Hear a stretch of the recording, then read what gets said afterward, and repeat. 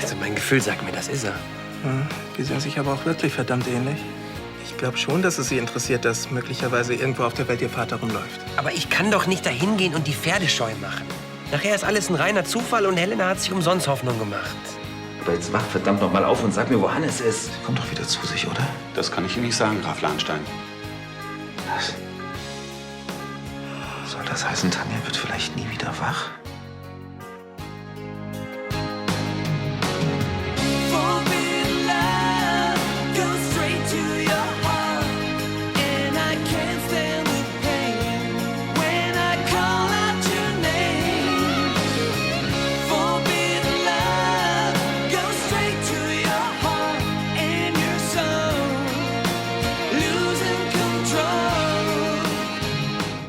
Wir können im Augenblick nur abwarten. Bereiten Sie die Magensonde vor. Moment mal, aber Tanja muss doch wieder wach werden. Tanja, komm schon, hey, werd wach. Tanja, aufwachen. Ansgar, beruhige dich. Was denn? Ich muss doch wissen, wo sie ihn hingebracht hat. Tanja, ich gebe dir, was du willst, aber bitte sag mir, wo du Hannes hingebracht hast. Wo willst du hin? Zu den anderen. Ich finde, hier ist alles gesagt. Ach, findest du? Mir einfach an den Kopf zu knallen, dass ich ein mieser Egoist bin, dem Christina egal ist, und dann einfach abzuhauen. Ganz groß. Der Eindruck, der drängt sich nur mal einfach auf, wenn man dir so zuhört. Ich. Frag dich mal ehrlich. Geht's dir um Christina oder darum, meinen Vater auszustechen? Es war so klar. Wenn's mal drauf ankommt, hältst du zu deinem Vater. Jetzt reicht's aber. Du kapierst einfach nicht, dass du das Umgangsrecht nicht erzwingen kannst. Mein Vater hat das Sorgerecht. Und wenn du Christina sehen willst, dann musst du dich mit ihm arrangieren.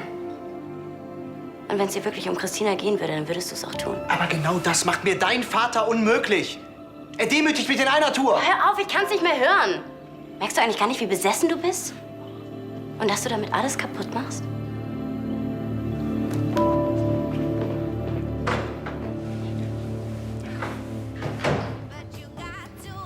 Du musst mir helfen. Tristan will unbedingt auf den Weihnachtsmarkt.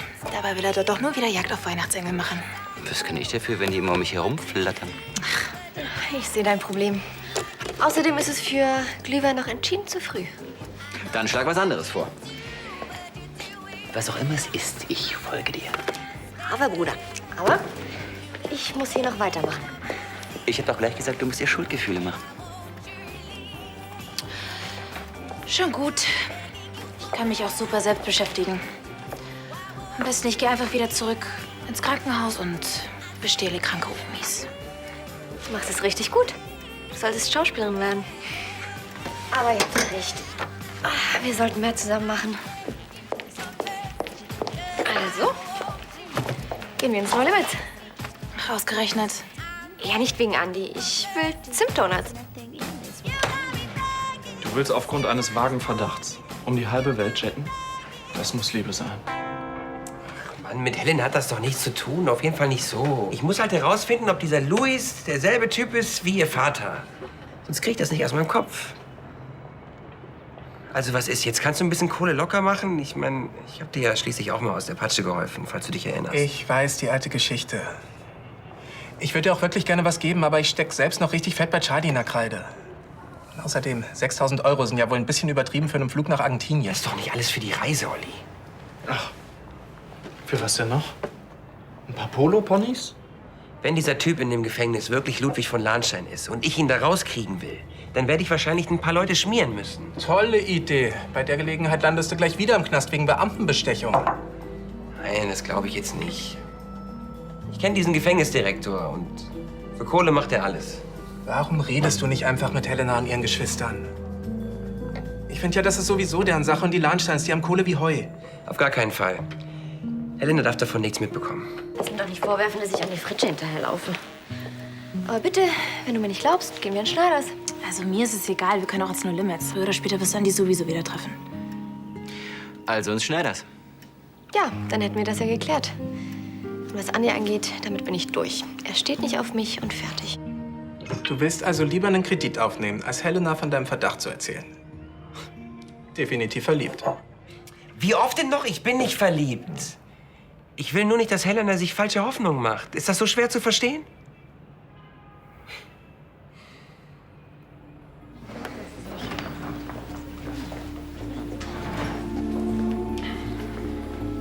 Hannes geht es gut. Tanja hat bestimmt dafür gesorgt, dass es ihm an nichts fehlt. Sie liebt den Jungen doch auch. Sie hat den Jungen als Spielball für ihre Erpressung missbraucht. Das nennst du Liebe? Beruhige dich. Ach, sag mir nicht, was ich machen soll. Wenn ich wie ein Stock daneben gestanden hätte, als sie die Treppe runtergefallen ist, lag sie jetzt nicht im Koma. Wir sollten dann. Hast du eine Ahnung, was hier abgeht? Keine Ahnung, ich bin auch gerade erst gekommen.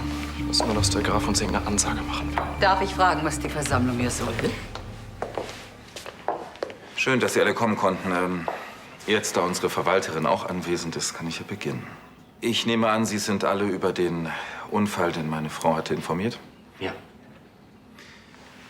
Ich muss Ihnen leider mitteilen, dass sich ihr Zustand verschlimmert hat. Sie liegt im Koma und wir wissen nicht, ob sie jemals wieder wach wird. Darf ich Ihnen auch im Namen des Personals unser tiefstes Bedauern? Ja, danke, Justus. Das ist sehr freundlich, aber ich brauche nicht Ihr Bedauern, ich brauche Ihre Informationen. Meine Frau hat, bevor sie diesen Unfall hatte, unseren Sohn mit dem Kindermädchen auf eine Reise geschickt. Und sie ist leider nicht mehr dazugekommen, mir zu sagen, wohin. Deswegen an Sie die Frage, hat jemand von Ihnen eine Ahnung, wo die beiden sich aufhalten könnten? Irgendeine Andeutung wird meine Frau oder das Kindermädchen noch sicherlich gemacht haben. Was denn, hat irgendjemand von Ihnen vielleicht Tickets gesehen oder Buchungsbelege für ein Hotel oder dergleichen? Herrgott, nochmal, sind Sie vielleicht mit einem Auto weggefahren, mit einem Taxi? Waren Sie in Begleitung? Verdammt nochmal, wenigstens Ihnen vom Sicherheitsdienst muss doch irgendwas aufgefallen sein. Leider nein. Ja, was ist das jetzt alles? Schlaf schön, meine Süße.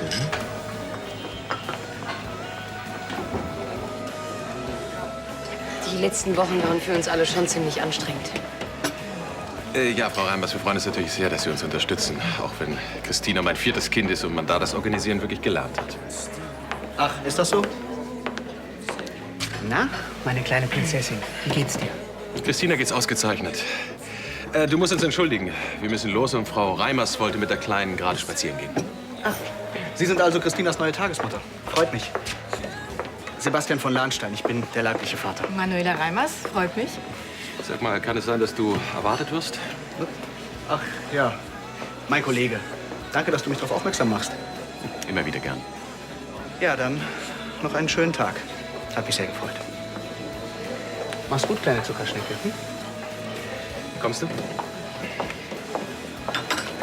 Frau Reimers, sollen wir die Kleine bei Ihnen abholen? Nein, nein, nein, ich bringe sie Ihnen. Okay, alles klar. Also dann bis heute Nachmittag. Bis dann.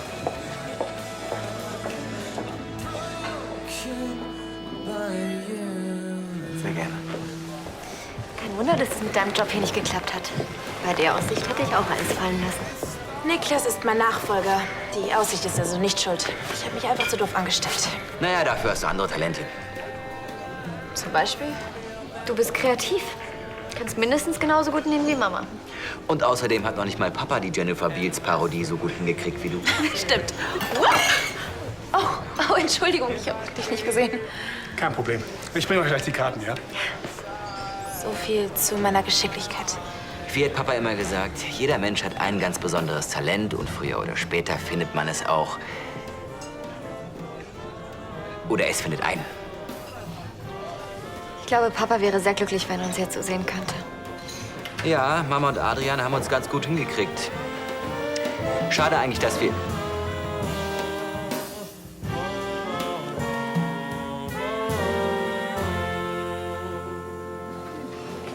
Ich fürchte, Christina ist eine kleine Frostbeule. Hat sie wohl von mir. Aber wenn man sie richtig einmummelt, dann wird auch der Winter schön. In einem schicken Sportwagen. Darf ich? Ja. Ich habe nämlich viel zu selten Zeit für sowas. So. Hast du schön eingepackt. Das ist sicher schwer für Sie, wo Christina nicht bei Ihnen lebt. Naja, man kann sich's halt nicht immer aussuchen. Aber ich nutze jede Gelegenheit, um meine kleine Maus zu sehen. Wir haben das ganz unbürokratisch geregelt. Wie schön. Ja, wenn es nicht jedes Mal so eine Weltreise zu den Brandners wäre. Ich arbeite hier in der Innenstadt, wissen Sie. Da fällt mir ein. Christina ist doch jetzt tagsüber bei Ihnen, nicht wahr? Werden Sie dann zufällig auch öfter mal hier in der Gegend sein? Ich meine, auf dem Spielplatz oder so? Schon? Es tut mir leid, ich will Sie wirklich nicht überrumpeln, aber ich würde mich einfach wahnsinnig freuen, wenn Sie mich ab und an mal anrufen könnten, sodass ich der Kleinen kurz Hallo sagen kann. Ja, sicher. Das mache ich gern. Ja, genau, da sagst du was. Düsseldorf scheint ja echt ein kleines Kaff zu sein, wenn man sich ständig über den Weg läuft. Obwohl, hier hätte ich dich jetzt nicht erwartet. Ich meine, das Schneiders ist ja nicht gerade bekannt als Biker-Treff. Ja, das stimmt natürlich. Aber ich find's auch schade, denn Charlie Schneider ist eine 1A-Pool-Billardspielerin. Wer hätte das gedacht? Tja, das ist mir auch gerade mal so eingefallen. Ich will euch mal nicht länger stören. Ach, tust du nicht. Kannst dich auch zu uns setzen, wenn du willst. Ja, klar, setz dich sicher. Das geht leider nicht. Ich bin verabredet, aber man sieht sich, ne?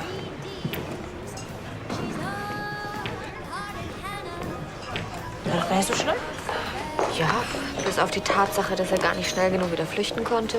Ja, hey, ne? Aber je eher ich mich daran gewöhne, so besser. Ganz meine Meinung. Guck jetzt besser nicht hin, aber...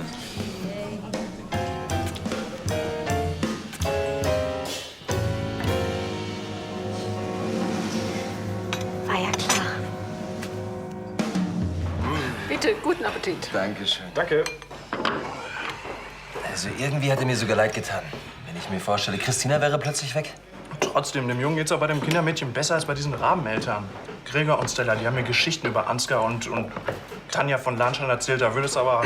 Graf Lahnstein, was können wir für Sie tun? Frau Ryan, ist sie in dem Büro?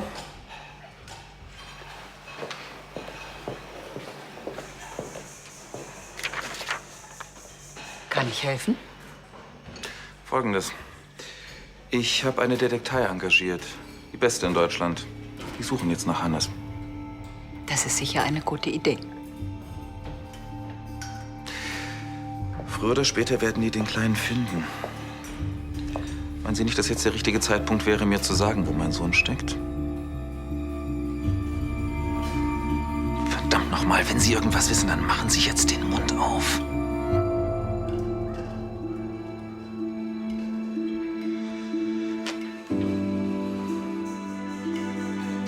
Hören Sie, hier geht es um meinen Sohn.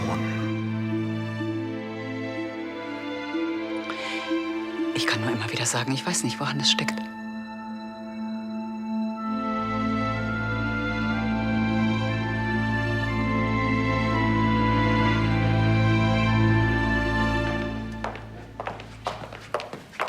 Vielen Dank, Theresa. Lydia? Hast du dir deinen Frust über mich von der Seele geschrieben? Wenn du meinen Blog meinst, mit dem höre ich endgültig auf. Ich habe leider keine Zeit mehr dafür. Und wenn du die Diskussion von heute Morgen weiterführen willst, vergiss es. Ich habe genug davon. Ich habe mich auch benommen wie der letzte Waldmensch, oder? Stimmt.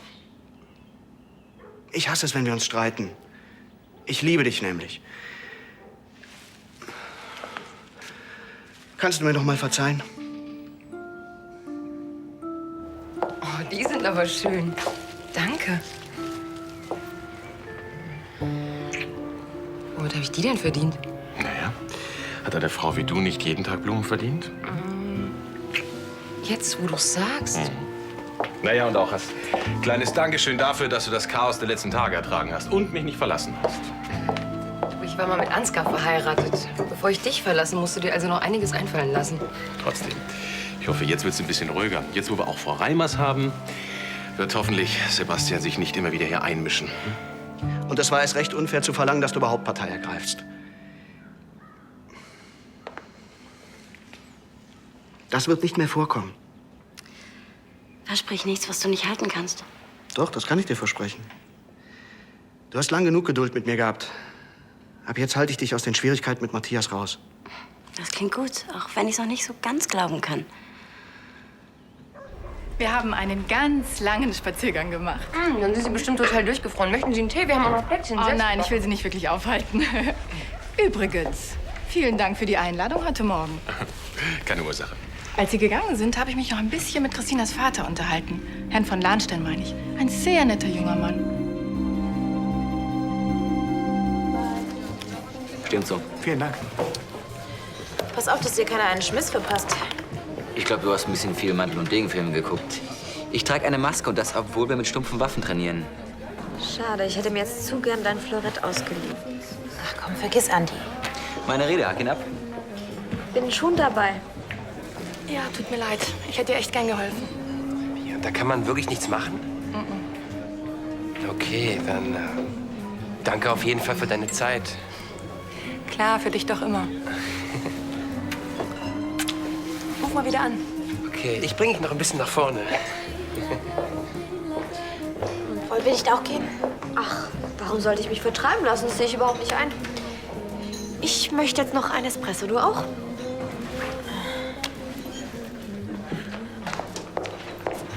Könnte ich bitte noch ein Espresso haben? Mach ich dir sofort. Na, nettes Date gehabt? Nein, das war kein Date. Das war geschäftlich. Schon klar. Ich meine, du brauchst jetzt keine Rücksicht auf mich nehmen, irgendwie meine Gefühle schonen oder so. Das ist echt nicht nötig. Du hast ja noch Lippenstift.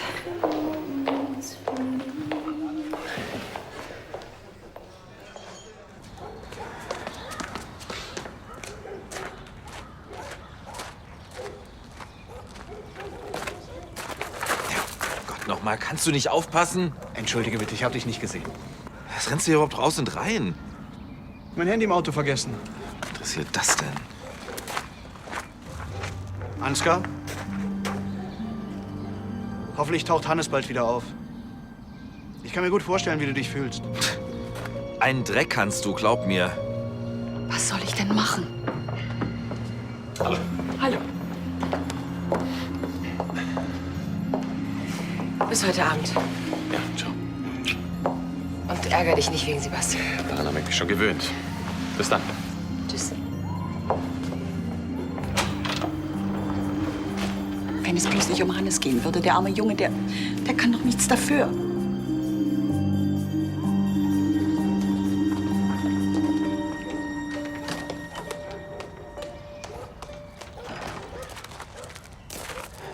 Die Detektive hat immer noch keine Spur von Hannes. Sie suchen jetzt nach diesem Kindermädchen, dieser Claudia, aber natürlich erfolglos. Ich hätte da vielleicht eine Idee. Ich hatte eben eine kleine Unterhaltung mit der Köchin. Elisabeth hat eine Tochter und eine Enkeltochter. Die beiden leben anscheinend in Griechenland. Jetzt vergiss doch mal diese Ryan. Aber wenn sie denken würde, dass den beiden etwas passiert ist, wird sie uns sofort sagen, wo Hannes ist. Sie weiß es aber nicht, verstehst du das? Bist du dir sicher? Ja, verdammt nochmal, ich bin mir sicher. Du weißt die ganze Zeit schon, wo Hannes ist und sagst es Ansgar nicht? Ach Gott, was heißt das die ganze Zeit? Ich habe mit dem Kindermädchen gesprochen. Es geht dem Jungen gut. Meinetwegen, aber Ansgar muss doch durchdrehen vor Sorge. Das hat nicht mal er verdient. Ja, mir ist ja auch klar, dass der Junge so schnell wie möglich zurück muss, aber... Aber? Er und seine Mutter, sie haben Tanja unter Drogen gesetzt, um sie für unmündig zu erklären oder was weiß denn ich. Ich habe eine Flasche mit den Drogen bei Ansgar gefunden. Tanja hatte wirklich Todesangst, als sie mir anvertraut hat, wo Hannes ist. Das ist jetzt nicht dein Ernst. Du bekommst doch jetzt wohl kein Mitleid mit Tanja, oder? Nein, aber auch nicht mit Ansgar. Und was ist mit Hannes? Ich kann Ansgar nicht gewähren lassen.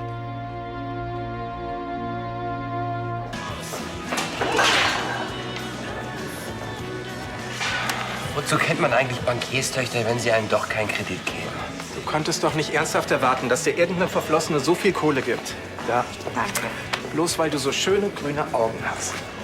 Ja, sie könnte schon wissen, dass ich mein Wort halte. Also, wenn ich zu ihr sage, du kriegst das Geld zurück, dann kriegst du es auch zurück. Oh Mann, wie komme ich denn jetzt nach Patagonien? Da kann ich dir leider auch nicht helfen. Aber einen Tipp hätte ich trotzdem. Bevor du Helenas Vergangenheit ausbuddelst, warum machst du nicht erstmal in der Gegenwart reinen Tisch? Ich weiß nicht, wovon du redest. Andi, du kannst noch 100-mal abstreiten, aber ich sehe doch, dass du volle Kanne auf Helena abfährst. Und sie auf dich, also wo ist das Problem? Da ist das Problem. Und jetzt halt die Klappe. Der schon wieder. Wollen wir woanders hin? Ach, Unsinn. Es ist anscheinend mein Schicksal, ihm ständig über den Weg zu laufen.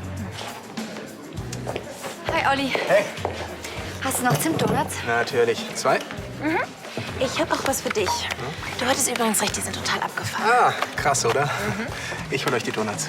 Ja, super, ich bin gleich wieder da, ja? Medi, ich würde gern zahlen, bitte. Ja, sofort.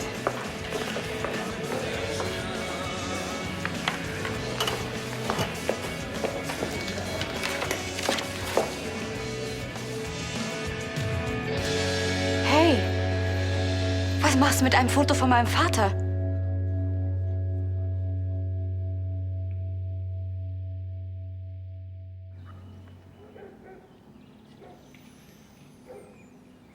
Ich bin so froh, dass du mir noch mal verziehen hast. Weißt du, dass ich am liebsten nie wieder loslassen würde? Ja, ich stelle mir das auch ganz gemütlich vor, wir beide hier für immer. Aber ich muss leider noch in die Redaktion. Jetzt? Jetzt zisch schon ab, du Treulose.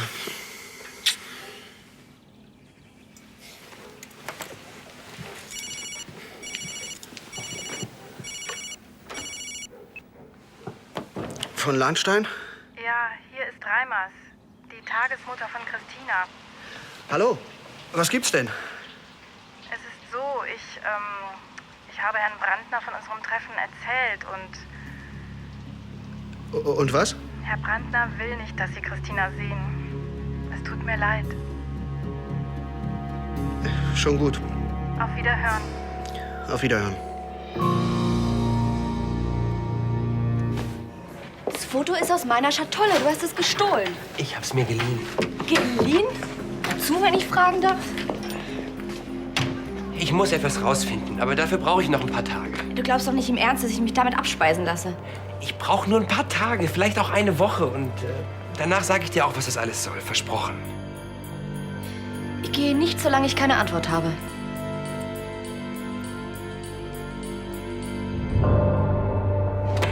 Zu Tisch? Mein Sohn ist spurlos verschwunden. Ich zahle Ihrer Firma ein kleines Vermögen dafür, dass Sie ihn finden. Und die Herren sind zu Tisch? Sagen Sie Ihren Chefs, ich erwarte Ergebnisse. Und zwar schnell. Ja. Das Geld für die Detektei können Sie sich sparen. Was denn? Lauschen Sie an Türen, Elisabeth? Oh, das war gar nicht nötig. Sie waren ja laut genug. Ihre Privatdetektive werden Hannes niemals finden. Dafür hat Tanja gesorgt. Na, sieh mal einer an. Sie wissen also, wo Hannes steckt, ja? Sie sagen mir augenblicklich, wo mein Sohn ist. Langsam. Nicht so schnell. Ich habe eine Bedingung. Ja, natürlich. Ich hatte ja gesagt, ich lasse mich nicht lumpen. Also, was wollen Sie? Geld? Pöstchen in der Holding? Ich verlange, dass Sie sich aus der Holding zurückziehen. Und dass Sie Carla die Leitung übertragen. Endgültig.